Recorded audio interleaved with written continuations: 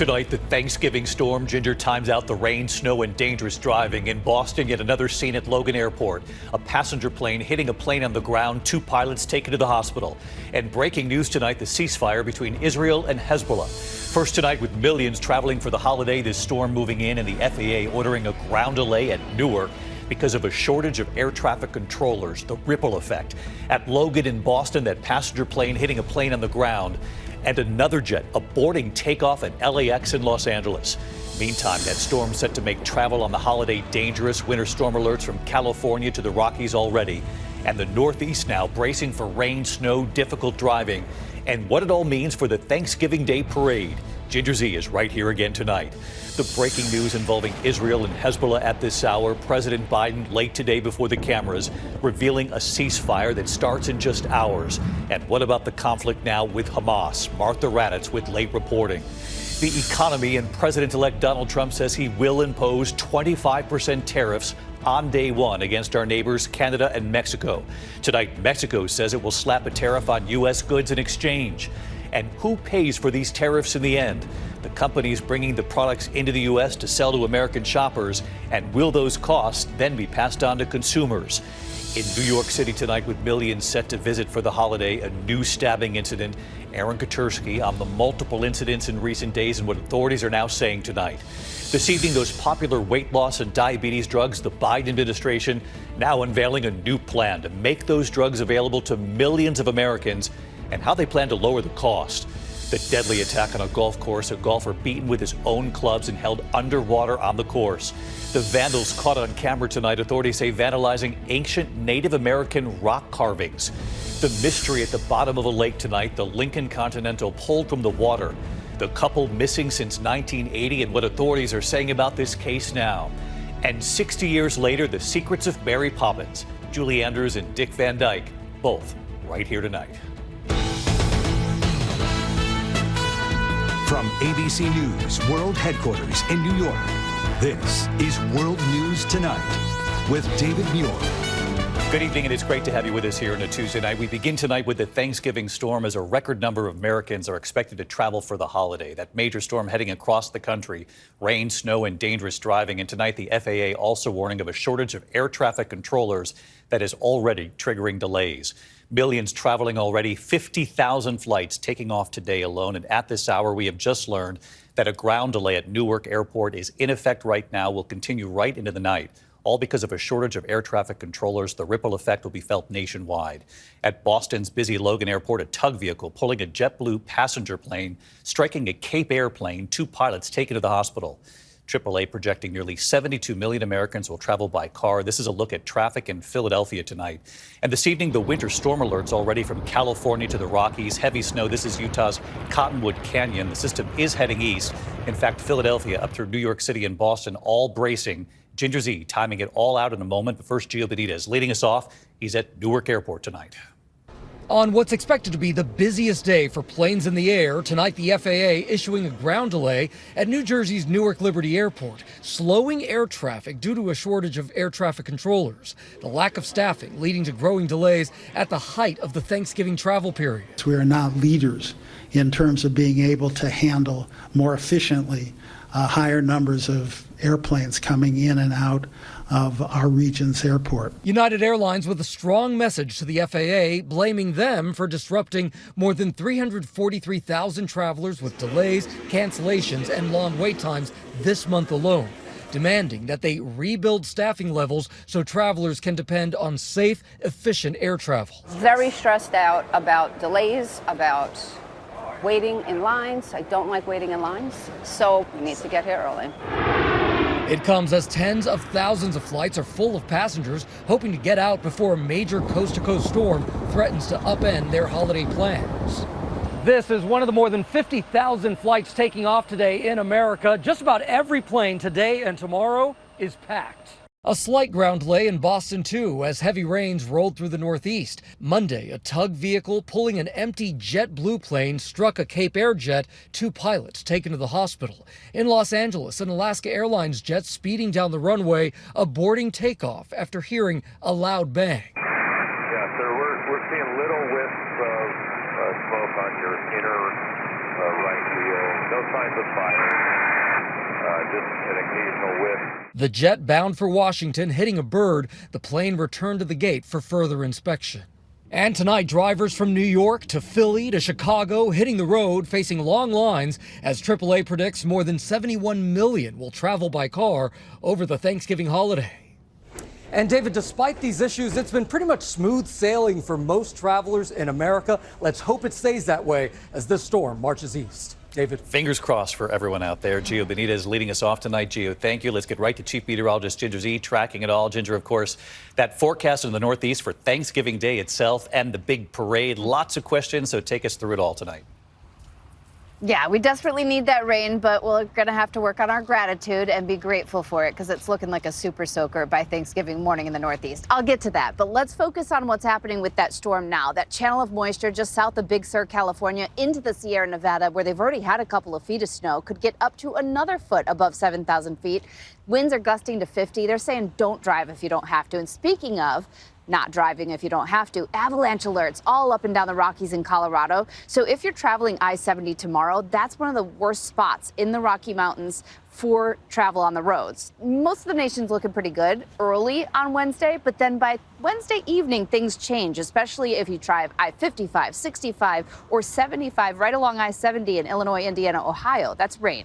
And then you go over, and this is where it wraps up and becomes pretty heavy rain, especially early Thursday. So a lot of folks, as they're cooking or trying to make their way to grandma's house, Philadelphia, New York City, Boston, it's staying rain, but then it's a rain-snow mix and then heavy snow up into the Green and White Mountains, parts of the Poconos, Berkshires, and to, say, the Catskills. It'll wrap up and move out. And then David will be talking next week about the coldest air of the season, much below average, all the way south to North Florida. And a quick follow-up, Ginger, the parade itself rainy, but the wind shouldn't be a problem for the floats?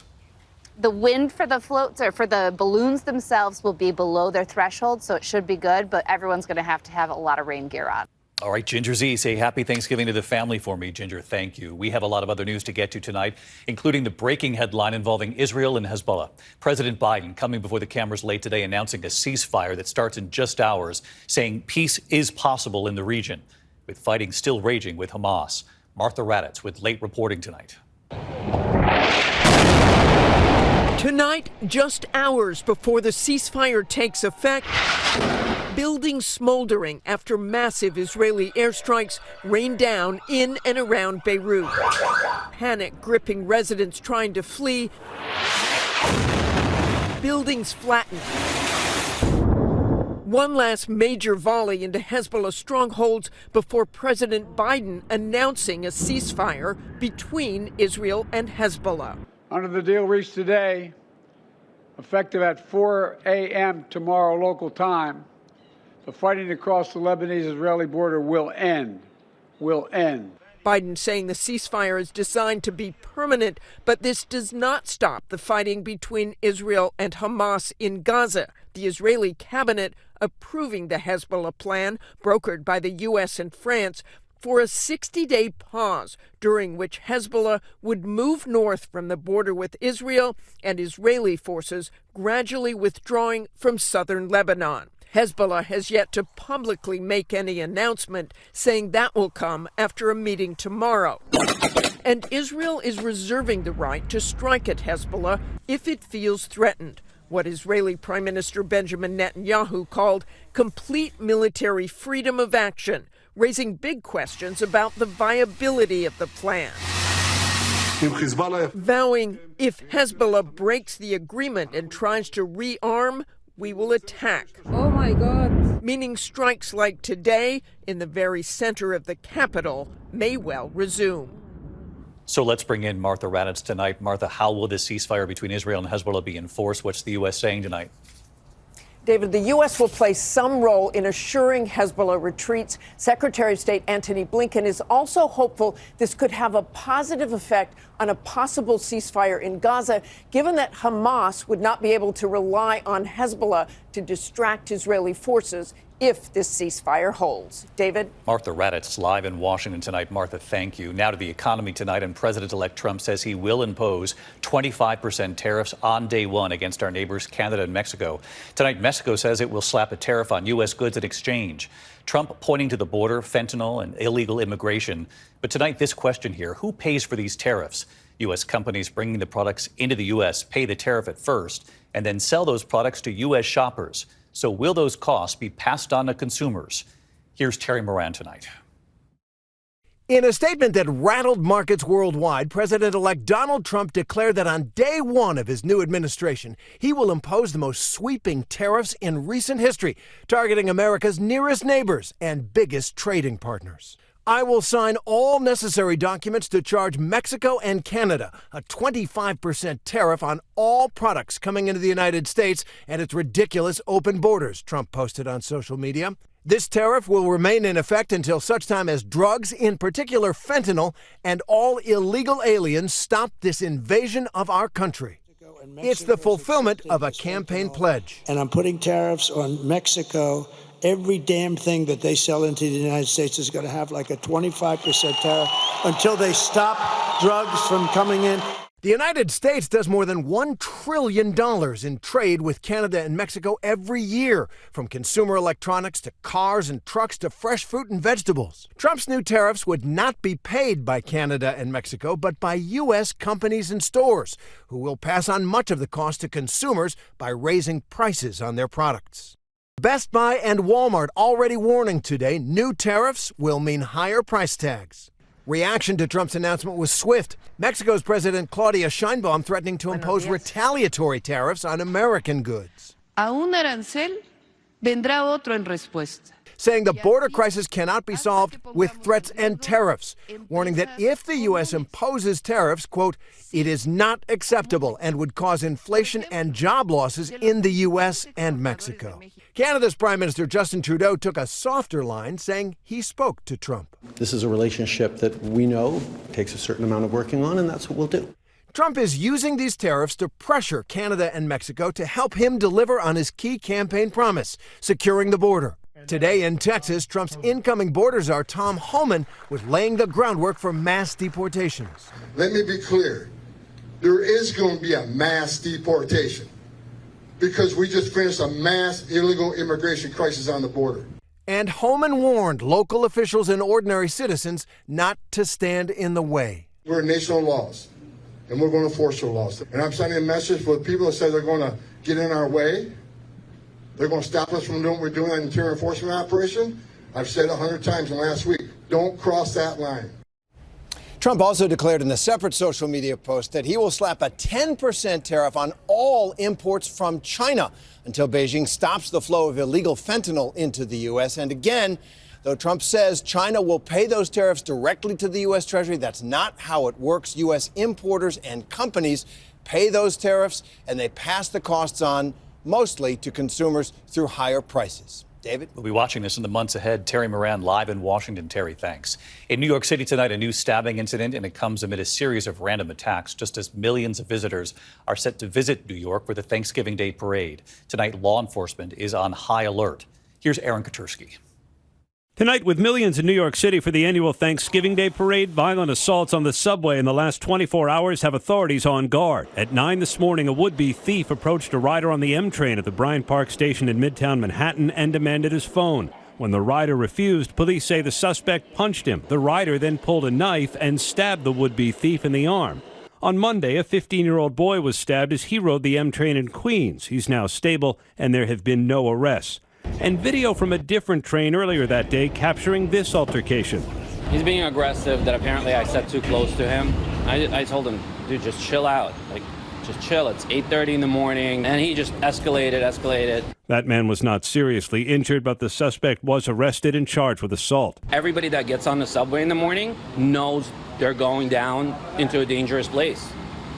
That's just the reality we live in. The incidents come as a joint threat assessment obtained by ABC News warns the influx of visitors for Thanksgiving increases the likelihood that opportunistic crimes associated with mass gatherings may occur.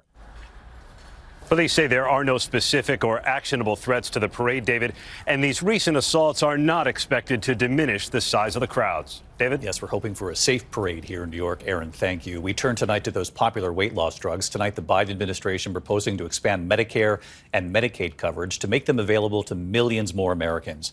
Those government programs already pay for those popular medicines like Zepbound and Wegovy to treat diabetes and heart disease. Millions more would now qualify if the weight loss treatment coverage is added and approved. It's unclear whether the incoming Trump administration will endorse the plan. Tonight on Wall Street, the Dow soaring to another record high, the Dow closing at 44,860 points. It's 46th record high this year. Analysts say investors reacting to the Federal Reserve indicating today that more interest rate cuts are coming, but likely gradually. When we come back here tonight, the deadly attack on a golf course, a golfer beaten with his own clubs and held underwater on the course. Also, the discovery at the bottom of a lake, the Lincoln Continental, the couple missing since 1980, and what they're now saying about this case. And from Mary Poppins tonight, Julie Andrews and Dick Van Dyke, right here tonight.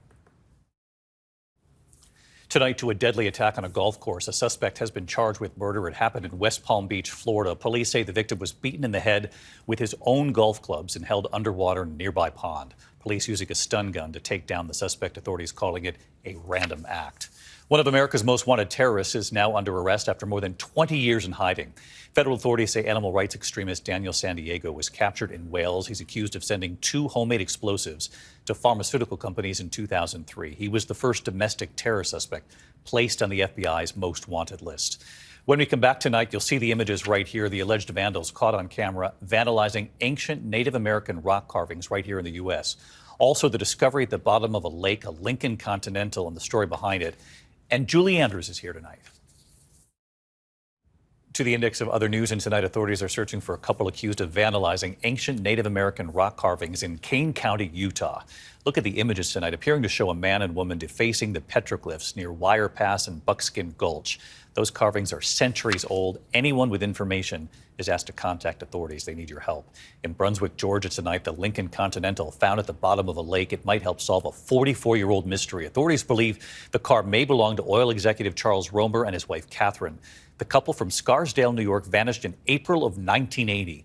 A human bone found in the car has yet to be identified. The family says after decades of suspecting foul play, their disappearance may have been an accident after all. We have quite an image to share tonight, an avalanche of sea lions in Monterey Harbor, California. A massive colony of sea lions camped on the bank of the harbor. One of them starts to slide, then a few of them, and then all of them right into the water. When we come back here tonight, the secrets of Mary Poppins. Julie Andrews and Dick Van Dyke sharing them in a moment. Finally tonight here, the secrets of Mary Poppins. Julie Andrews and Dick Van Dyke, in their own words, celebrating 60 years of a Disney classic. The Mary Poppins is a live musical fantasy. The whole story is carried out by live actors.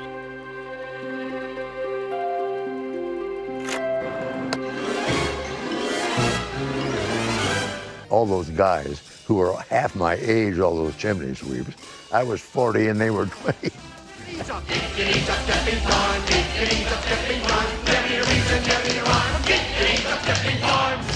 It's a robin on your hand, right? It was a wire that went up my shoulder and down my back. I hid a lot of the wires by stroking him with my other hand. This is a little robin that we had in Mary Poppins. And this little bird sang a duet with Julie Andrews. Maybe we can get a little response from it. Hello there, kid. What can you do for us, huh? That's marvelous. We have a sequence in Mary Poppins that where we have the live characters in with the animated drawings. But as I get the film of Dick actually doing the dance, here's his feet flying all around and stepping on my penguins. I had them duck and I had them jump and I had them get out of the way any way they could. That was such a thrill to me when I finally saw it cut together with the penguins, because I'd done all those moves by myself, and it came out so good. Every time they say go down, the interval jumps up. The medicine, go down. The medicine, go down. Just a spoonful of sugar helps the medicine go down in a most delightful way. It's one of the ultimate family films that the parents can show their kids with great safety. And it's just as popular as it has ever been. And you can see much more. The Untold Story of Mary Poppins, a special edition of 2020, tomorrow night at 9 p.m. Eastern. And on Thanksgiving, the classic Mary Poppins at 8 p.m. Eastern, all here on ABC. I'm David Muir. Good night. Thank you for making World News Tonight with David Muir, America's most watched newscast.